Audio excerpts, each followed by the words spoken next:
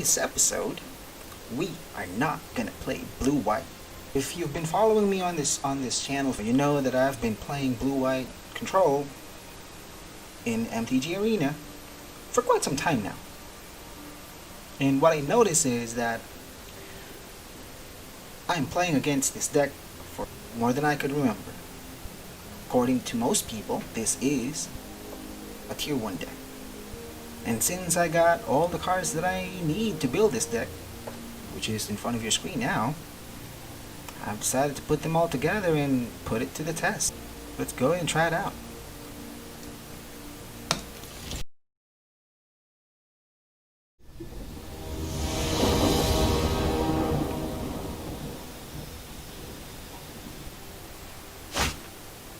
Alright, now, this is almost a perfect opening hand because I got Thieves, Guild Enforcer, and I got Ruin Crab, and I got Merfolk Windrobber, except I have Fabled Passage. However, I'd still better keep this because I have a lot of 1 mana open. I'd probably play Fabled Passage first. Oh! Well, that solves a problem. We now have an island to play.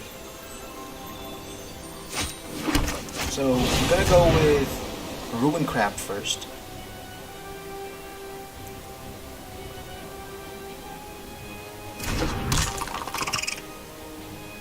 And then, probably Thieves Guild Enforcer.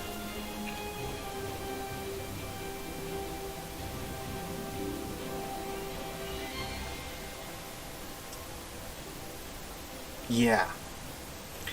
And then Merfolk Windrobber, so that we can maximize Thieves enter the battlefield effect.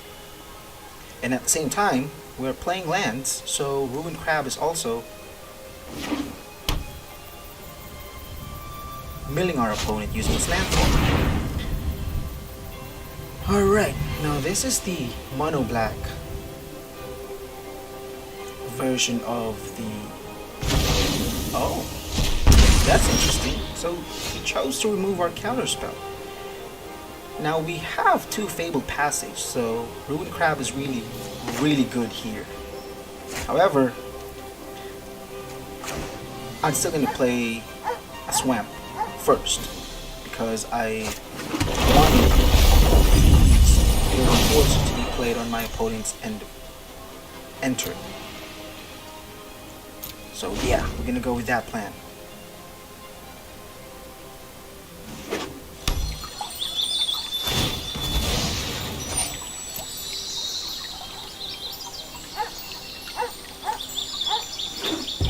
So this is not the mono black destroy everything thing that I was thinking about. But anyway, yeah, so we're gonna go with the Thieves Guild Enforcer. We're gonna play Windrobber, but actually, let's play a land first.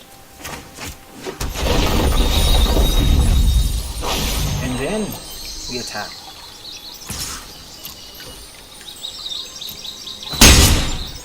And then we play Windrobber. Actually, I should have played Windrobber first, just in case our opponent is going to destroy. But either way, it's fine, actually. And then we crack Fabled Passage, and that is a lot of milling for just 3 turns. So this deck is really good in terms of milling our opponent.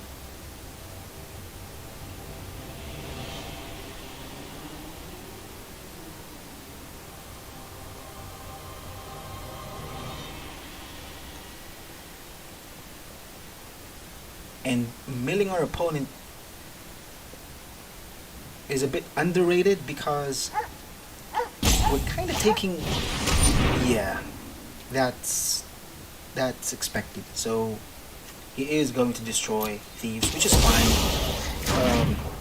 Pretty much did what it's supposed to do. So yeah, we can let it die. Besides, I only have a couple of lands and Blood Chief. So he's casting Croxus. Or Croxus. I'm gonna discard a land here. That's an easy choice.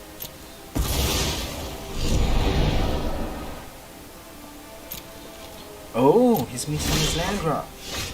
So we are going to play Fate of Passage, especially now that even if we crack it, it's going to go into play untapped.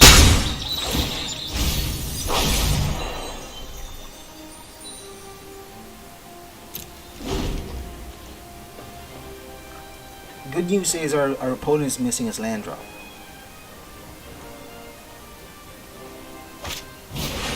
Oh, so he's got another Croxus, which is fine. I'm gonna get a swamp here. I'm gonna cast Into the Story here, so we have a better option in terms of what are we going to discard. I'm probably gonna choose the land here. I need everything. Because I probably will draw another land in the long run.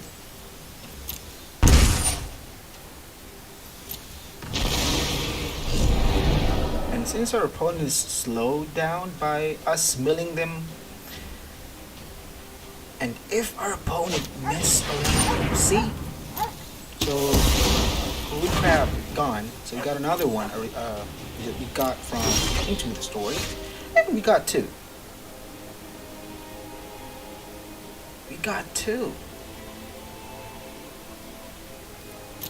So let's attack first. I'm thinking casting both crabs, and then at the end of my opponent's turn casting Thieves.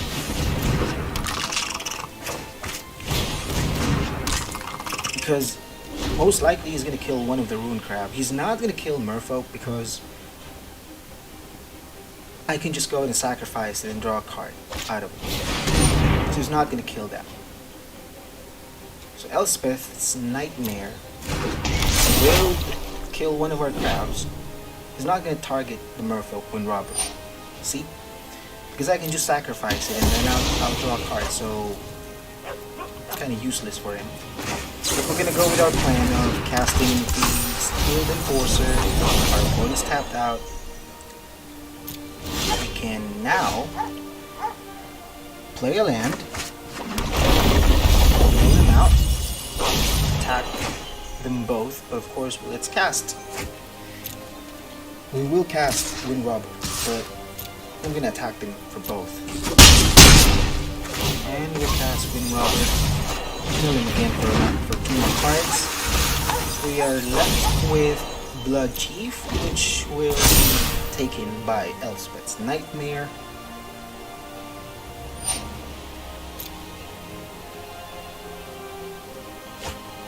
So we're kind of in a tight spot. However, the good news is our opponent's library is down to 16 cards. And he finally got his 4th land, but it's not a mountain, which is good, which means he can't ruining cast your day is going to feel any great. of his Croxus back from the graveyard. He's gonna kill our Thieves, which is fine. We got no choice. We're I empty-handed. grow strong. You grow weak. And we got another land. So we're milling him out for another 5 cards. Or no, we're gonna try and kill Liana. And then 1 to his face. Well, that was a waste. It's gonna mill out, or maybe take out all our cards in your graveyard, which is sad, but that's that. Good news is we still have Wind Robber, so if ever that they target Wind Robber, we can just sacrifice it and draw us a couple of lands.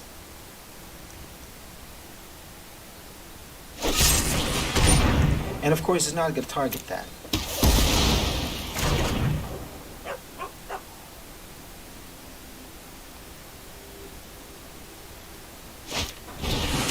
And there you go. So he now started targeting one of our wind robbers. As I've said earlier, we are going to sacrifice it to draw us a card. Better than just letting it push through. We are now in a little bit better position because we have 2 counter spells. He is down to 10 cards in his library.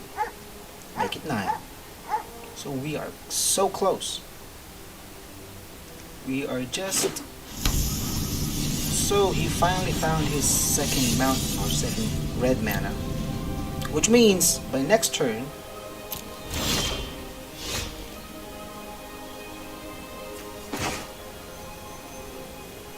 okay, we can cast Soaring Thought Thief.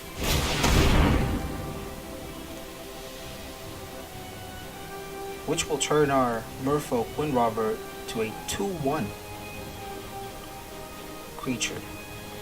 And our opponent will be down to 6 if that happens.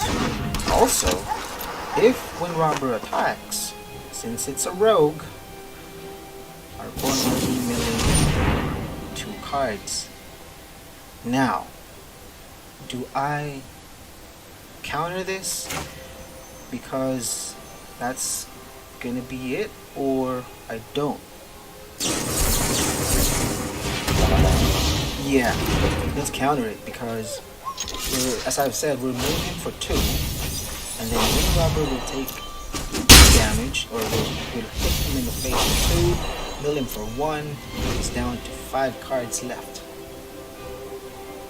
So we either try and kill him, since he's down to 6, or we mill him out. Most likely, he will be casting Kroxa here.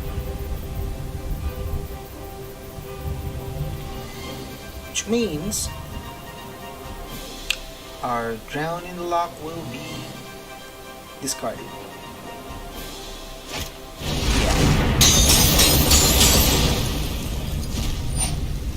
He's got a lot of cards in his graveyard to use to cast Kroxa. So, yep.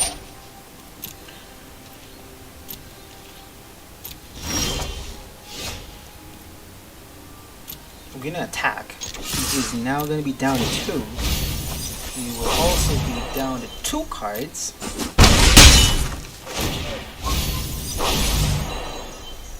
And we'll end our turn. We're not gonna play our island. We need a card to discard from Kroxa so we don't take 3 damage. But this is a close fight. This one's really close. He's down to 2, down to 1 card. And yep. Sorry, he's going to die. But he is still down to 1 card. So all we gotta do is to attack Merfolk Windrobber, mill him out for 1. Once he gets his turn, he got nothing to draw and we win. That is, of course, yeah, he's got nothing else. He doesn't have any card left in his hand. He's got Ox, which really doesn't do anything to our Windrobber. He can cast another Kroxa, which will just we will take 3 damage, but pretty much that's it. Yeah, I think we are going to win this game. We are winning this game. We're going to take 3. And we're going to be down to 2 as well. That is crazy. Super close.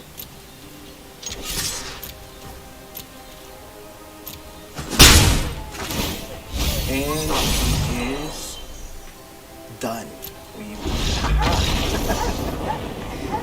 Alright. So we win game 1.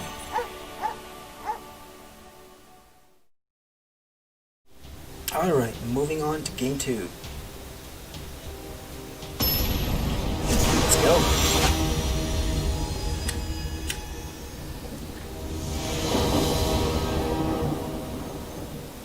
So just like game 1, we have thieves, so we can play that at the end of our opponent's turn. We have 3 lands, we got Fabled Passage, we have a counter spell, we have creature or planeswalker removal. We also have Agony, so yeah, I can keep this.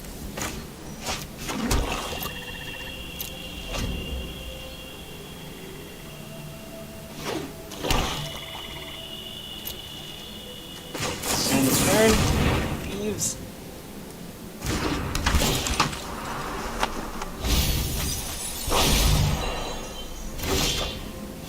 Now we have 2 blood sheets, so we have 2 creature removals on our opponents, whatever our opponent's playing.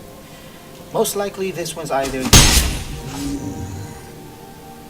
red-black or the mono-black, or a mirror.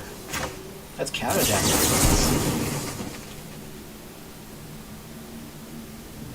I mean, we can kill it. It's just that I don't want my graveyard to be messed.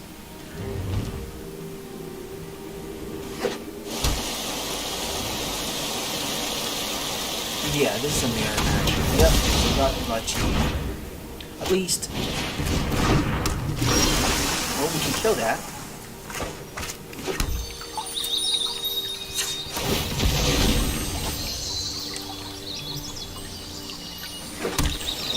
So we can kill that. Since we have 2 blood chiefs, so we're not gonna let him mill us out. At least in the early turns.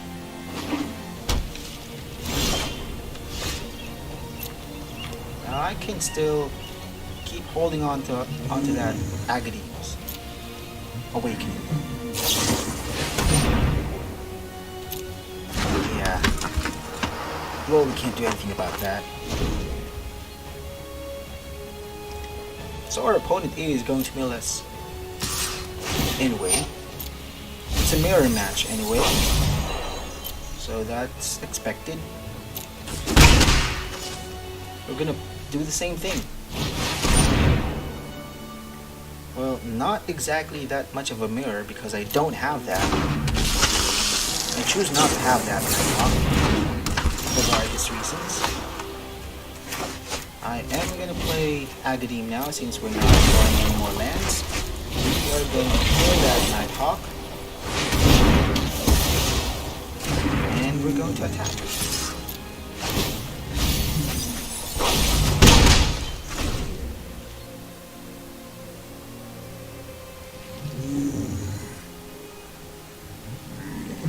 The bad news is our opponent still has 4 cards versus...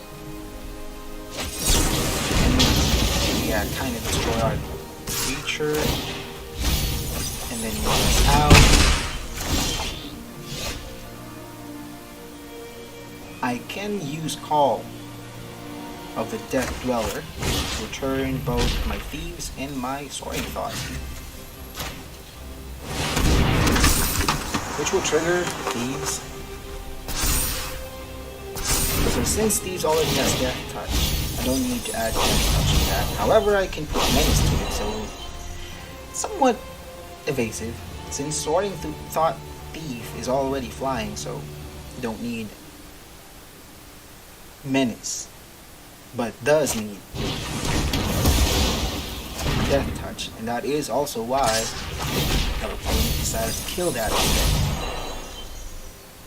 Which is fine if they are going to, and they did keep our Thieves Guild Enforcer alive, so we're gonna attack with that.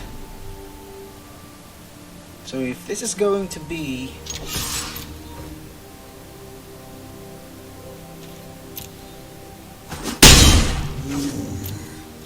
a 3-2 versus a 2-3, I'm pretty sure I'm gonna come on top of this.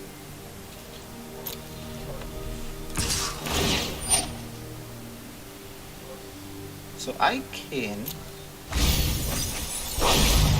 flash Soaring Thought Thief here. However, since I have didn't say please and negate, I'm not going to do that unless our opponent do something. But since our opponent didn't do anything, then yes, we can cast Soaring Thought Thief with a backup of negate. So if they choose to cast something like dispute, I'm not with that.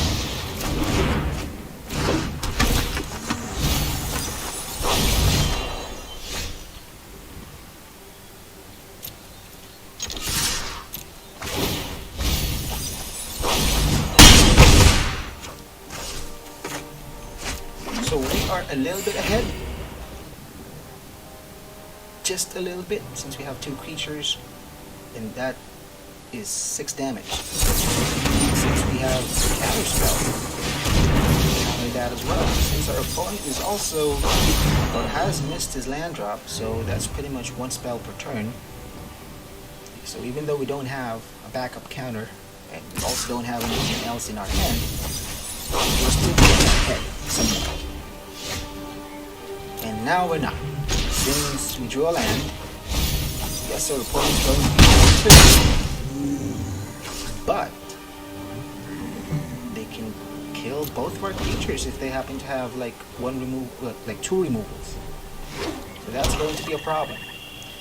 Our opponent also found his 4th land. So yeah, killed our thieves, Guild Enforcer, but he did not kill our Soaring Thief. We're going to play our Dismount, so gain 1 life. And it's a standstill situation. If our opponent can't kill our Soaring Thought Thief, then that means he doesn't have any more creature removal. And I got into the story.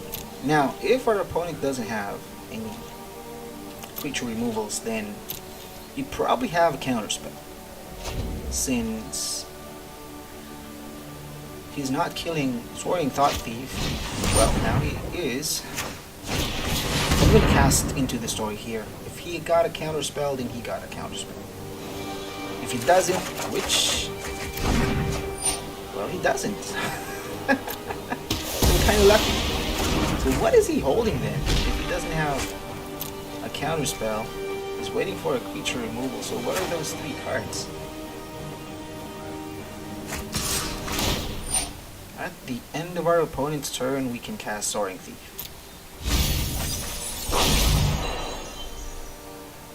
We'll be down to 8. Yeah, I'm gonna take that, just to be sure. I mean, if it's a mirror match, I don't think we have any creature big enough to kill me in one turn. However, it does have a down spell. Alright, that's Brazen Borrower. Amazing. So I can cast Ruin Crab here. I can also cast Mage Domination to get this Soaring Thief. Yeah, I can do that. I can rob him of his Soaring Thief. So that in case he decides to cast Brazen Borrower, let's say he managed to find an island and cast Brazen Borrower, we have his Soaring Thought Thief, we have our own Soaring Thought Thief, which we can cast at the end of our opponent's turn. He did find this island, it's just that it's coming to play tap. So you can't cast Brazen Borrow here. So even if he does have a creature removal, he can only kill 1. Well, Rankle Master's not going to make it. Because if, let's say, for example, he decides to attack, choose discard, I can discard any of those lands, or I can just block. Yeah, you figure that out. Yay, you win game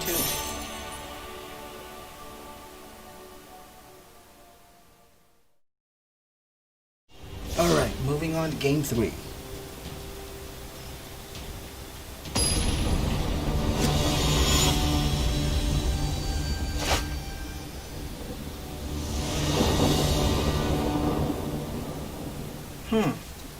So we have 2 Soaring Thought Thieves. We have a Counterspell and Into the Story, and we got 3 lands. So yeah, I can keep this. I think. Probably we're gonna play Fabled Passage first, fetch for a swamp, and then play an island. Our opponent, or rather, we can play Dismal Backwater instead.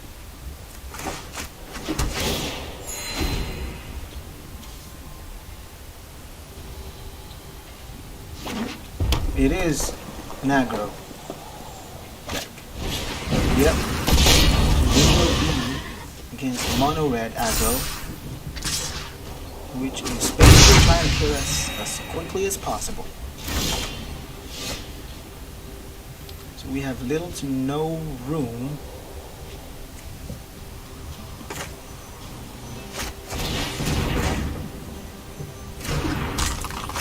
I can live with Ruin Crab here and block our opponent's creature. Now, well,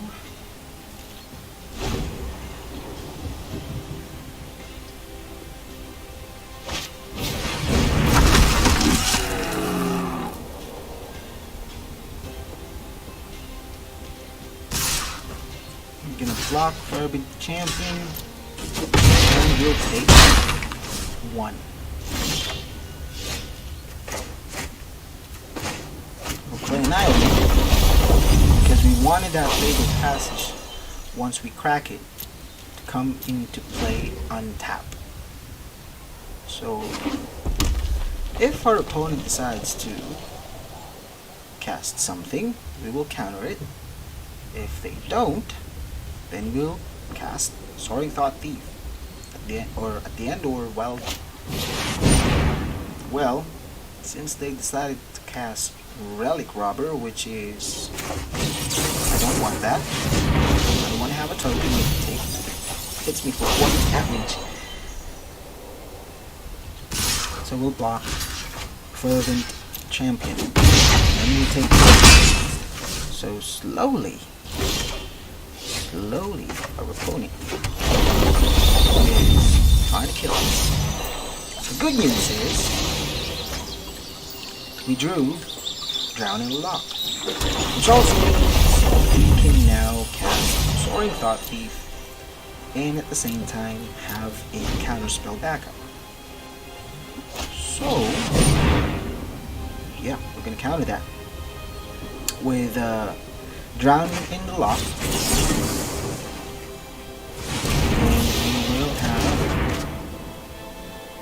Enough mana to cast Soaring Thought Thief once our opponent decides to attack, which of course they're going to do that because they've been doing that for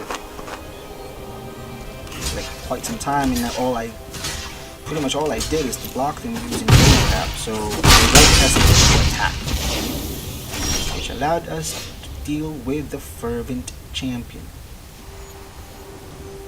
Now we can attack using Soaring Thought Thief. We still have Ruin Crab as a backup, as a block. We're only going to take one anyway. So either I'll be casting Into the Story here at the end of our opponent's turn, or Soaring Thought Thief.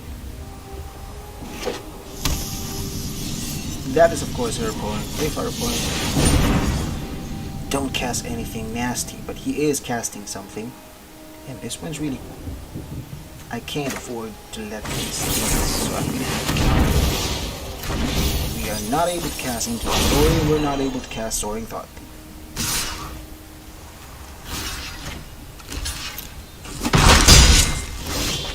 Now we have two Into the Story. Yes, I'm worried about that, Phoenix. So either I cast Into the Story at the end of our opponent's turn, or I cast Soaring Thought Thief.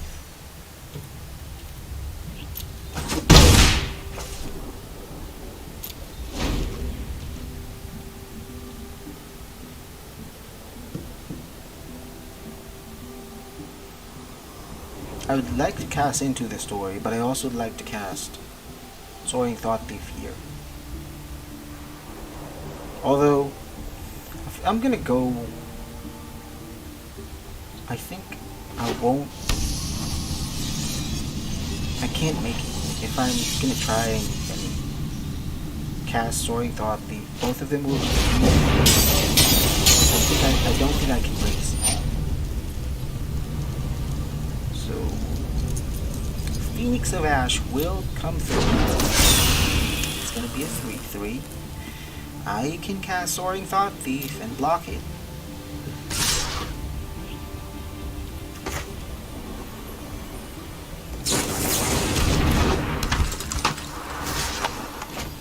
Or actually, I've got a different plan.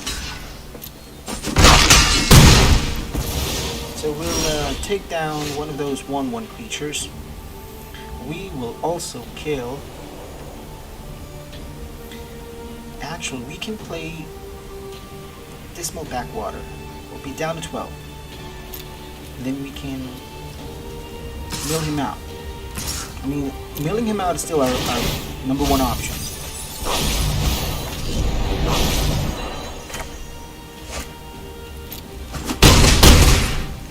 Well, seeing our opponent has a second Phoenix of Ash in the graveyard, I may have to kill Phoenix of Ash, the one in play. Because if I don't, I will be taking 6 damage. So I have to kill it. So he can cast Phoenix of Ash again. I'll be down to 9. He will be down to 12. Then once it gets back into my turn, I can cast Into the Story and hope for the best. I mean, unless he has anything else in his hand that is a much better option, then he can cast it.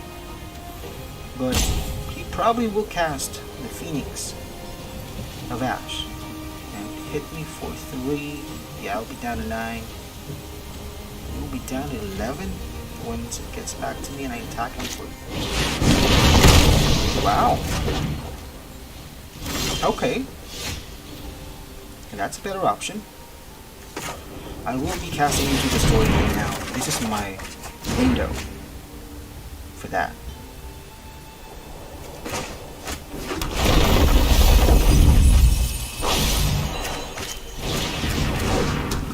Yeah, turned out great for me. Turned out really well for me.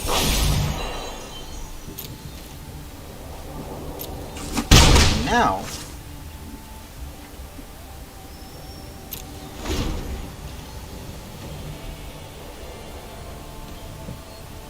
so here's the plan. If our opponent finally decides to cast one of the Phoenix, because he can only cast one of them, he's going to hit me for 3. I will be down to 9.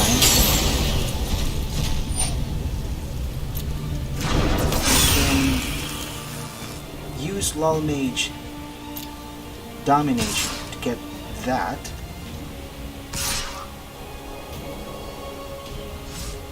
And then we can... Yeah, I'm gonna sacrifice that instead. Yeah, we're down to 9.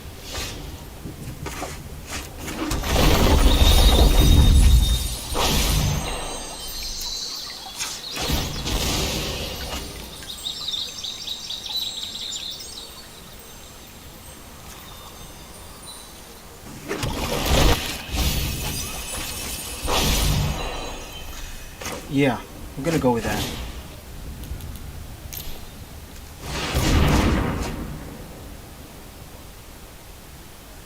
Good game. What do you mean good game? Like good game I'm gonna lose next turn, or good game you're done?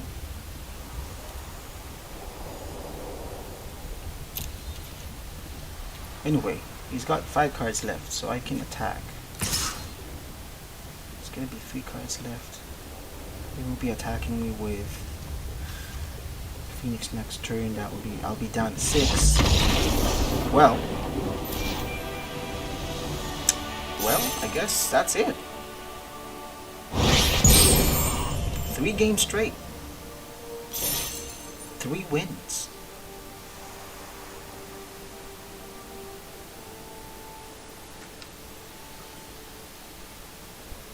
Alright, now, that is a really good experiment. I mean, 3 straight games, 3 wins. I'm impressed. So let me know in the comment section. For now, though, you know what to do.